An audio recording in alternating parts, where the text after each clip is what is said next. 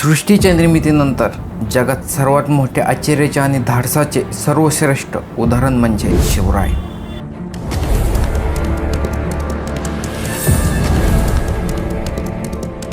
तर चला मग जाऊयात आपल्या राजाच्या दर्शनाला. भिवंडी छत्रपती शिवाजी महाराजांचं मंदिर महाराष्ट्र राज्याच्या ठाणे जिल्ह्यात आहे. त्यासाठी आपण शिवूट्समधून लोकल पकडून ठाण्याकडे निघालो. ठाण्यात पोहोचतात स्टेशनच्या बाहेरच बस लागतात.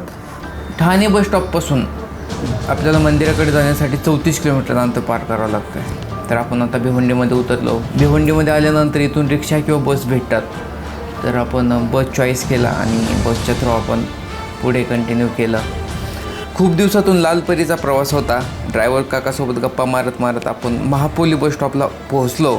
येथून 4 किलोमीटर अंतर राहिलं ते आपण रिक्षाने कंप्लीट केलं.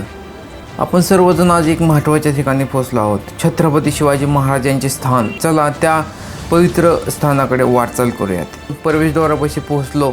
येथे पहा, मंदिराचे ऐतिहासिक आणि आध्यात्मिक महत्त्व देणारे सुंदर दरवाजाचे काम चालू आहे.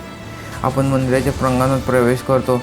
ह्या मंदिराचे काम चालू आहे. हे पहा, महाराजांच्या मूर्तीची स्थापना इथे होणार आहे. महाराजाच्या मूर्तीचं काम आंध्र प्रदेश येथे होतंय. ते तिथे घडवली जाते.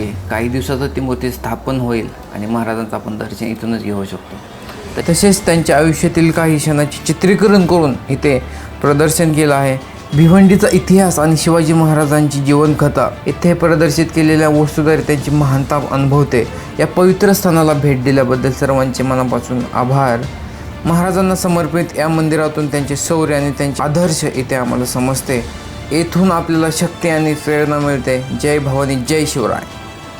मंदिराच्या वरती आल्यानंतर आपण बघतोय मंदिराच्या 4 बाजू 4 बुरुज आहेत आणि मंदिर मध्यभागी आहे. एखाद्या किल्ल्याची रचना असावी असं हे मंदिर आहे. आणि खरंच शिवरायांचं मंदिर यापेक्षा चांगलं असूच शकत नाही, कारण त्यांचं पूर्ण आयुष्य त्यांनी गड किल्ल्यावर घालवलं. त्याच गड किल्ल्यामध्ये मस्त सुंदर दिसणारं डोलेदार मंदिर आपल्या महाराष्ट्रात होतं आहे.